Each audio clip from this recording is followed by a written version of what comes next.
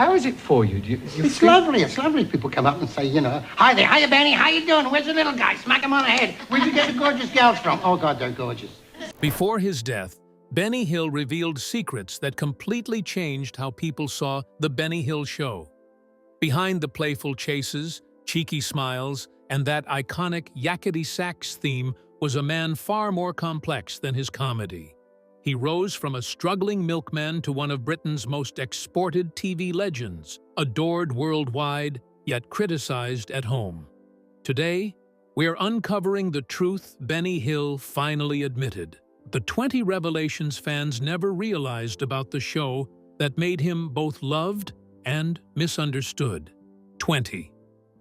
Benny Hill's vision went beyond comedy. When most people think of The Benny Hill Show, they picture silly chase scenes, slapstick gags, and that fast-paced saxophone tune echoing pure chaos.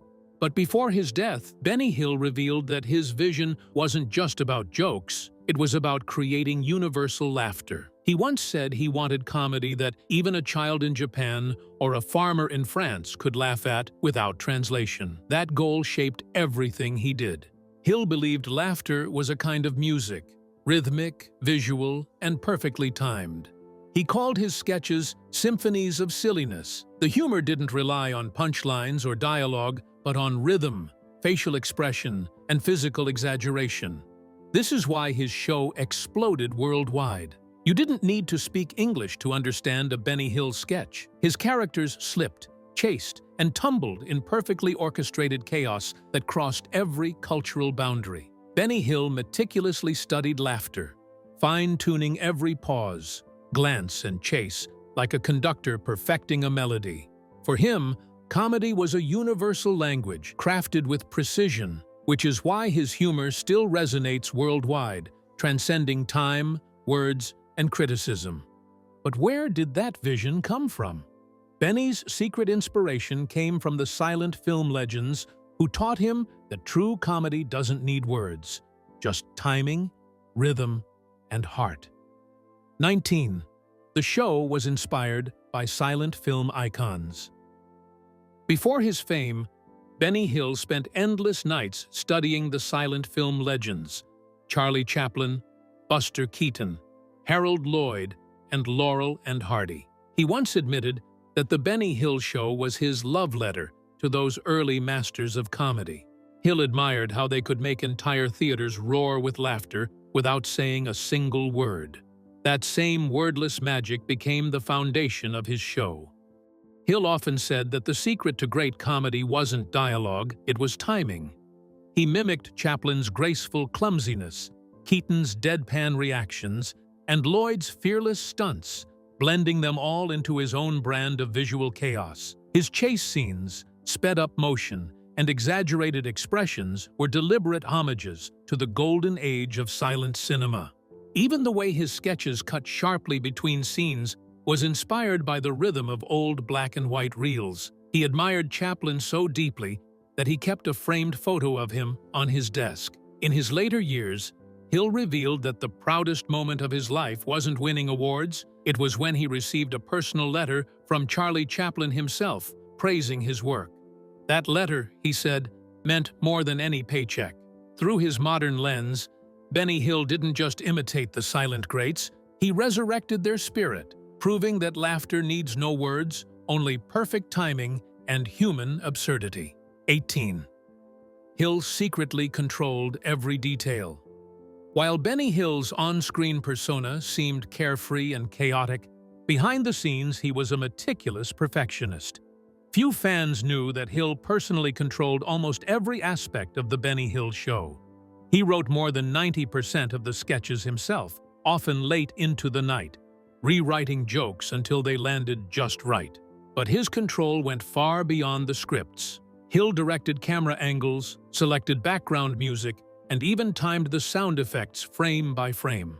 Crew members often said working with Hill was like working with 3 people at once: a writer, a director, and an editor. He would arrive early on set, carefully marking where every actor should stand and how each gag should unfold. Even costume choices, lighting, and facial expressions were subject to his approval. Nothing escaped his eye. His precision wasn't arrogance, it was dedication. Hill once explained that comedy was like clockwork. If one gear is off, the whole thing stops being funny. He personally edited episodes, stopping playback again and again to perfect rhythm and timing. Colleagues remembered him quietly humming Yakety Sax as he synchronized chase scenes to the beat. To audiences, it looked effortless, but every moment was calculated down to the second. Benny Hill didn't just perform in The Benny Hill Show, he engineered it piece by piece into a perfectly timed symphony of laughter. 17. His humor was meant to be innocent, not offensive. For decades, The Benny Hill Show was both adored and attacked. Critics accused it of being sexist, outdated, and crude. But before his death, Benny Hill firmly defended his work. He said, "People see what they want to see." My sketches were cheeky, never cruel. To him, the humor was playful mischief, the kind you'd find in a seaside postcard or a pantomime, not an insult toward anyone. Hill grew up on old British vaudeville and silent comedies, where exaggeration and silliness were part of the fun. His sketches of bumbling men and flirtatious women weren't about power or judgment, they were caricatures of human foolishness. "The joke," he once said, "was always on me." In nearly every episode, Hill's character ended up embarrassed, slapped or outsmarted by the very women he chased. He often pointed out that his audience laughed because the situations were absurd, not because they demeaned anyone. But as society changed through the 1970s and 80s, his brand of humor began to clash with modern sensibilities. Even so, Hill never lashed out at his critics. He simply said, "If it made someone laugh, I've done my job." To Benny Hill, comedy was supposed to unite people through shared laughter, not divide them. His intention was never offense, only joy wrapped in a wink and a smile. 16.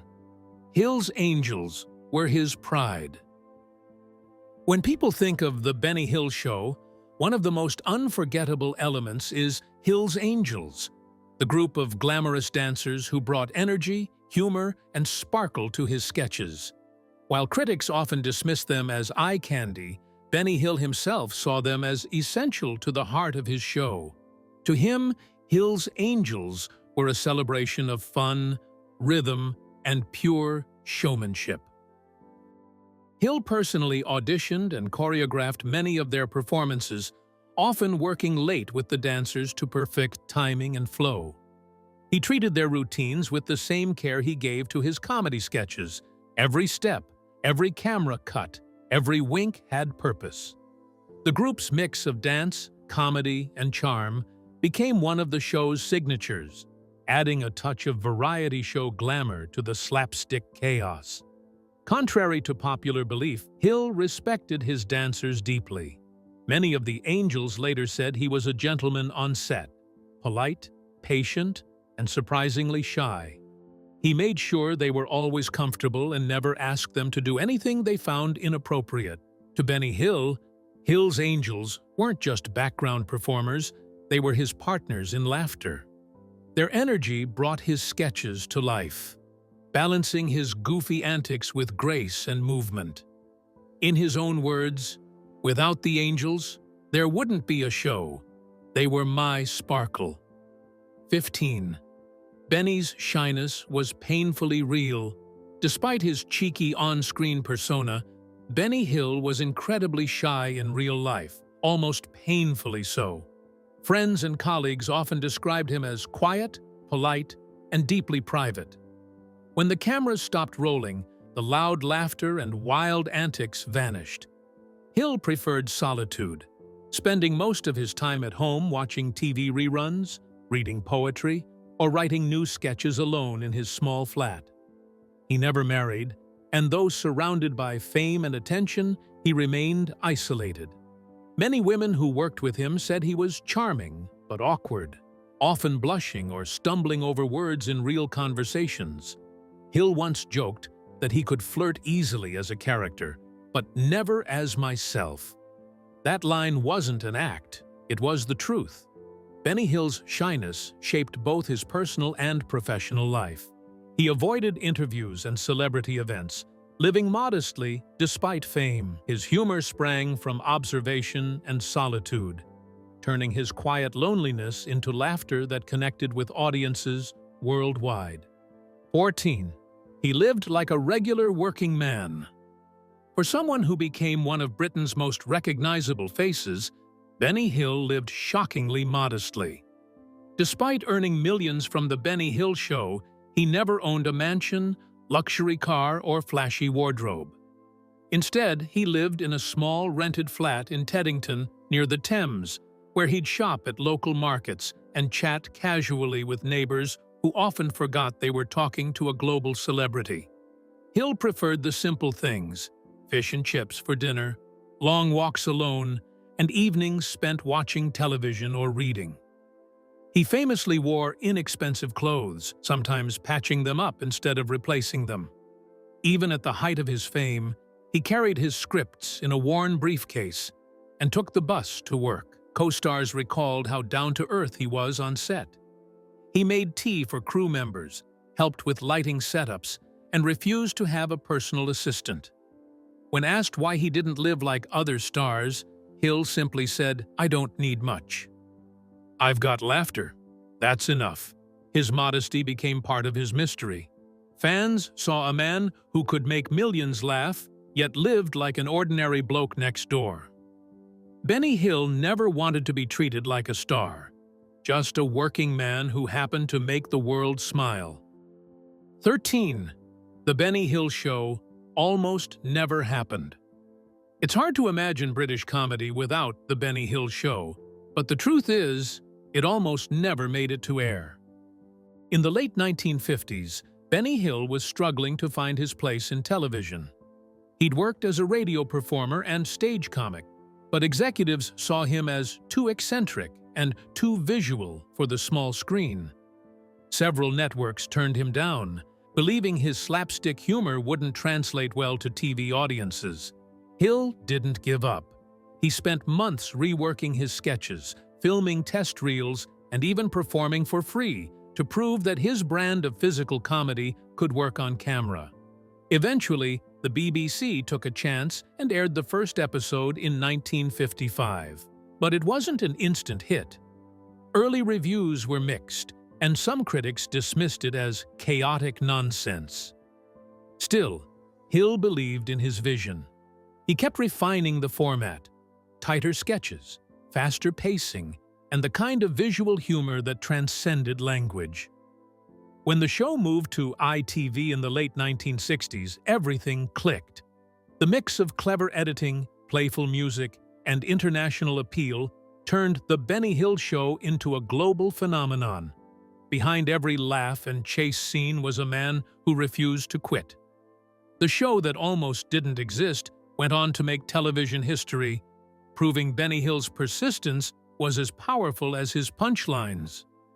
12. The lost black and white episodes. Before The Benny Hill Show became the colorful, fast-paced spectacle everyone remembers, it began in simple black and white, and many of those early episodes are now lost to time. When the show first aired in the 1950s and early 60s, the BBC had a routine policy of wiping and reusing videotapes to save money. Sadly, this meant entire seasons of Benny's earliest work were erased, including sketches that helped shape his comedic legacy. Hill's early black and white performances were different from the later versions fans know. They were slower, more character-driven, and filled with clever wordplay and quiet absurdity, rather than the fast chases that later defined his style. In those shows, audiences saw a young Benny experimenting, learning how to merge music, mime, and timing into one seamless flow of laughter. Only a handful of clips have survived, mostly through private collectors or foreign archives. For comedy historians, these fragments are treasures, offering rare glimpses into Hill's creative evolution. Benny himself often expressed regret, that those early sketches were gone, calling them his training ground. They showed the foundation of everything he'd later perfect: timing, physical humor, and the universal comedy that made him famous. The missing black and white episodes remain one of British television's great lost treasures, a vanished chapter from the mind of a comedy genius. 11. His global fame outshined his UK reputation. While The Benny Hill Show eventually divided critics in Britain, it was a massive hit across the world.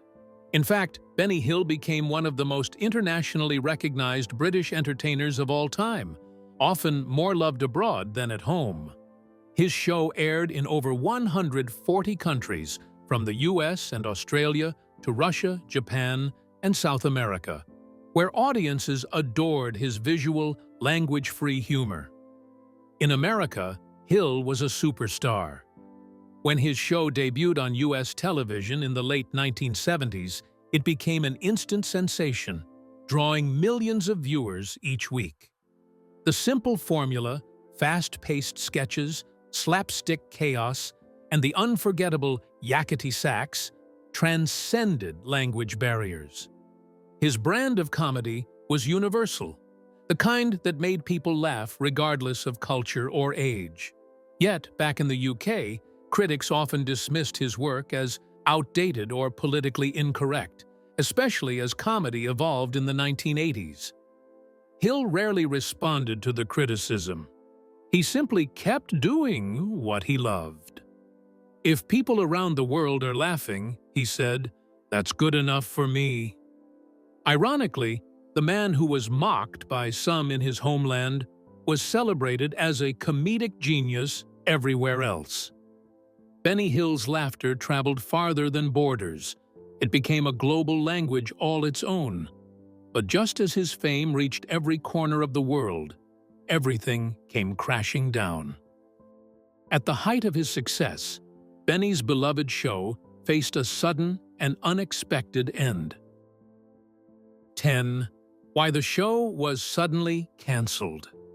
After decades of dominating TV screens and earning record-breaking international ratings, The Benny Hill Show came to an abrupt and shocking end in 1989.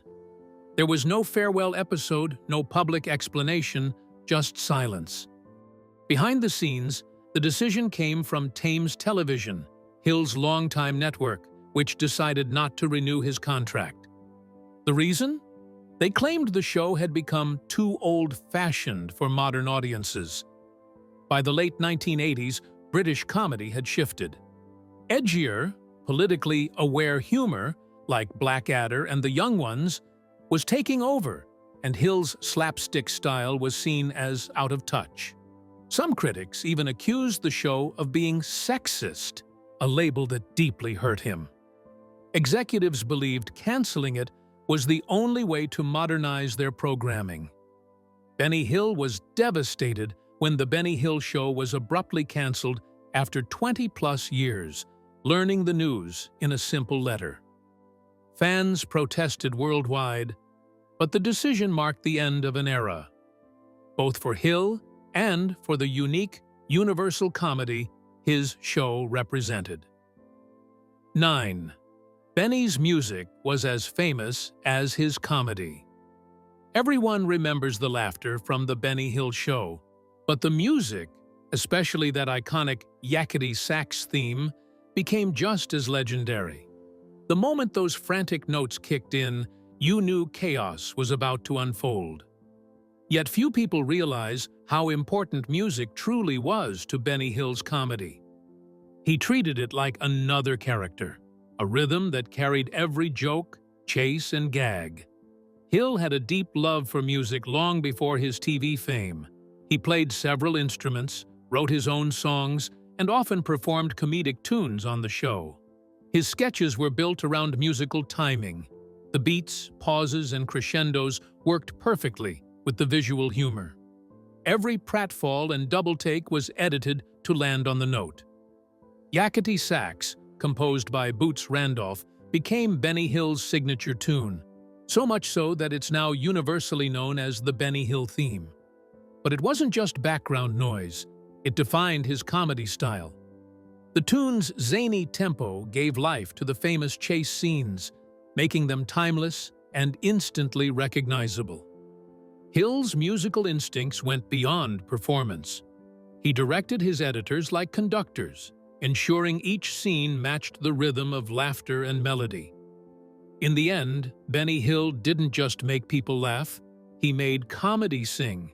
His humor had a soundtrack, and it's still echoing decades later. 8. Parody was his favorite weapon.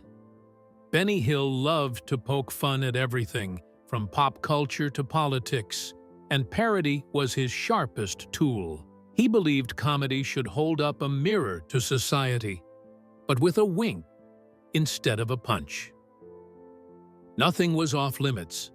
TV shows, commercials, music videos, movie stars, and even royalty all became targets for his playful spoofs. But unlike harsher satirists, Hill's humor wasn't mean-spirited. It was mischievous, lighthearted, and brilliantly timed. He was one of the first comedians to parody television itself, turning serious news reports into absurd sketches or mocking famous dramas by twisting them into slapstick chaos.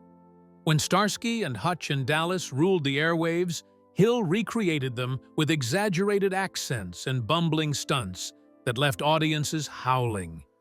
His Elvis and Michael Jackson impressions were fan favorites, not because they were cruel, but because they captured the fun of fame. What made his parodies stand out was his attention to detail. Hill studied every movement, voice, and expressions of the people he mimicked, then exaggerated them just enough to make the imitation ridiculous. For Benny Hill, parody wasn't just about laughter, it was about connection. He showed viewers they could laugh at the world and themselves.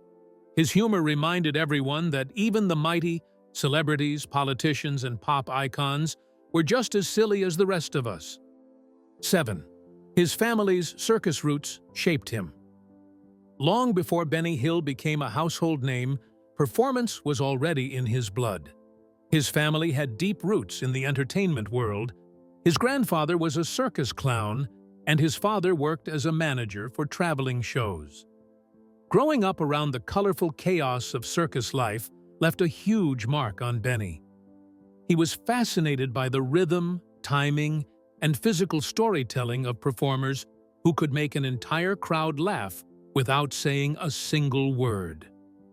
That early exposure shaped his entire comedic style. Hill admired how clowns used movement, facial expressions, and timing to deliver universal humor, lessons he carried directly into the Benny Hill Show. His slapstick chases and silent gags were modern extensions of old circus routines turned into television magic. Even his work ethic came from those roots. Circus performers trained relentlessly, always chasing perfection, and Hill adopted that same discipline. He rehearsed endlessly, obsessed over details, and refused to take shortcuts. In many ways, Benny Hill wasn't just a TV comedian.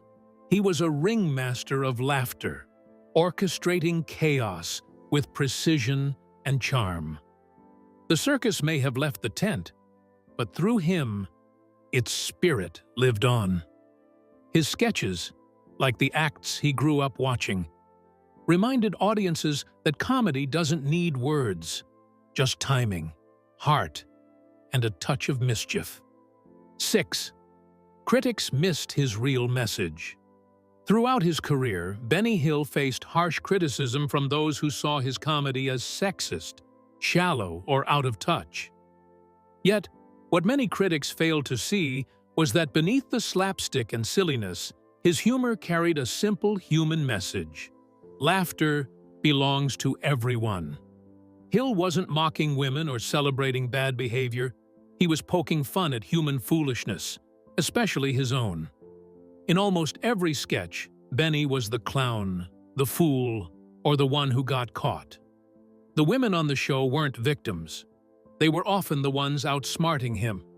His chases always ended the same way, the cheeky man losing to karma, to timing, or to his own ridiculousness. It wasn't cruelty. It was self-deprecating humor dressed in chaos. Hill's goal was connection, not controversy. He wanted to make people laugh, regardless of background, language, or belief. His comedy was rooted in the idea that laughter could bridge divides, that everyone, rich or poor, young or old, shared the same human absurdities. But as comedy evolved, subtlety got lost. Critics looked at the surface and missed the soul beneath it. Hill never fought back with anger. He simply kept creating. His message was clear. The world takes itself too seriously, and sometimes the best cure is a little harmless nonsense. 5. His influence on future comedy legends. Even after his show ended, Benny Hill's fingerprints could be found all over modern comedy. His blend of slapstick, timing, and visual gags inspired generations of performers who grew up laughing at his chases and sketches. Hill's comedy didn't rely on dialogue. It was movement, rhythm, and timing, something every comedian could study and learn from, no matter what language they spoke. Jim Carrey once said he studied Benny Hill's expressions to master physical humor. Rowan Atkinson, who created Mr. Bean, borrowed Hill's silent-style comedy, focusing on facial cues and exaggerated gestures. Even Saturday Night Live and Monty Python borrowed from his fast-paced sketch transitions and absurd parody setups. In France, his shows were directly copied, while in the US, comedians like Eddie Murphy openly acknowledged Hill's influence on their sense of rhythm and timing. Benny Hill showed that laughter relies on timing, heart, and human observation rather than words. His universal humor made him a top British export, and his influence still shapes modern comedy, from sketch shows to viral videos, redefining visual comedy worldwide. 4. Behind the laughs, he was secretly generous. Despite his reputation as a loner and his famously frugal lifestyle, Benny Hill was far from stingy. Behind the scenes, he quietly helped others, often slipping cash to struggling performers, paying rent for out-of-work friends, or buying gifts without ever taking credit. He never flaunted his generosity because he believed kindness meant more when done privately. Hill often gave financial help to young actresses and crew members starting their careers, encouraging them to keep going when the industry got tough. He'd send handwritten letters of support or show up with envelopes of money for someone in need. No cameras, no announcements, just a quiet gesture. There are countless stories from those who worked with him about how he'd help someone out, only to laugh it off when thanked. He also donated to charities anonymously and even covered hospital bills for friends without telling anyone. One famous story came from his co-star Sue Upton, who said Benny once promised he had left something for her and others, and his will, though that will was never found. To the world, Benny Hill was a comedian chasing laughs, but to those who knew him personally, he was a deeply kind soul. A man who preferred to give in silence, letting his generosity speak louder than his fame ever could. 3. His final days were shockingly lonely. For a man who made millions laugh, Benny Hill's final days were heartbreakingly quiet. By the early 1990s, his health was failing.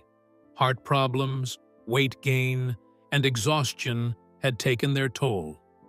Friends urged him to get surgery after a mild heart attack, but he refused, saying he didn't want to live hooked up to machines. He stayed in his small, cluttered flat in Teddington, the same modest place where he had written so many of his sketches. Despite being one of Britain's richest comedians, Hill lived like a man who had nothing to prove. He spent his days watching TV, writing notes for new ideas, and feeding stray cats outside his window. Neighbors described him as quiet and polite, always smiling, but clearly lonely. On April 18, 1992, Benny Hill was found lifeless in his armchair, the television still flickering in front of him. He had passed away alone, just days after receiving a letter from the hospital urging him again to consider surgery. He was 68.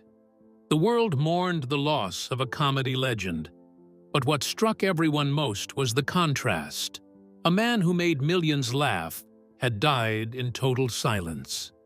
His passing became a sobering reminder that behind fame and laughter, there can still be deep, unspoken loneliness. 2. The tragic mystery of his will. After Benny Hill's death, the world was shocked not only by the loneliness of his passing, but also by the confusion that followed. Despite earning millions over his long career, no updated will could be found. Only one from 1961, which left everything to his parents, both of whom had long since passed away. That meant his fortune, worth over £7 million, was eventually divided among distant relatives he barely knew. Many of Hill's closest friends, including longtime collaborator Sue Upton and fellow actor Henry McGee, recalled that Benny had promised to leave them something after he was gone. He had even mentioned it in casual conversations, but when the time came, no such document surfaced. Some suspected he may have written a newer will that was lost or destroyed. Others believed he never finalized it, either out of forgetfulness or his lifelong discomfort with formalities. The mystery deepened when several unverified versions of unofficial wills appeared, but none were recognized by the courts. What's certain is that the people who loved him most, the ones who stood by him through decades of laughter, never received a penny. In the end, Benny Hill's fortune, like many parts of his life, became another irony. A man who gave so much away in private left behind a fortune he never seemed to care about, and a mystery that still lingers to this day. But the turmoil didn't stop there. Just when it seemed the drama was over, an even darker twist unfolded, one that proved Benny Hill couldn't find peace, even in death. 1. Even in death, peace didn't come easily. Even after Benny Hill passed away, his story didn't end quietly. Just 6 months after his burial in Hollybrook Cemetery, Southampton, a shocking incident disturbed his final resting place. Grave robbers broke into the cemetery, convinced that Hill had been buried with hidden treasures, gold, silver, or valuable jewelry. In reality, his coffin was empty of anything valuable, and thankfully, his body remained untouched. The robbery caused significant damage to the coffin and shook the cemetery staff, who quickly acted to prevent any future incidents. They poured a thick concrete slab over his grave, ensuring no one could disturb it again. For fans, the event added a bittersweet chapter to the legacy of a man who had already lived so privately, away from the public eye despite worldwide fame. Benny Hill's death, his lonely final days, and even this posthumous disturbance highlight a tragic pattern. A comedian who brought joy to millions couldn't find lasting peace for himself, in life or after death. Yet, today, fans still visit his grave, paying tribute to the laughter he gifted the world. His humor lives on, even if serenity came late. Benny Hill's story reminds us that the brightest laughter often comes from the most complex and sometimes lonely souls. Benny Hill wasn't just a comedian. He was a mystery wrapped in laughter. Loved by millions worldwide, yet often dismissed in his own country, he lived a life full of contradictions. Behind the fast chases and cheeky grins was a man who gave everything to make others smile, even as he faced loneliness himself. Before he died, Benny said he wanted people to remember one thing. Laughter was his way of showing love. So, what do you think? Was Benny Hill truly misunderstood, or simply ahead of his time? Drop your thoughts in the comments. Give this video a like, subscribe for more untold stories, and click the next video on screen to keep watching.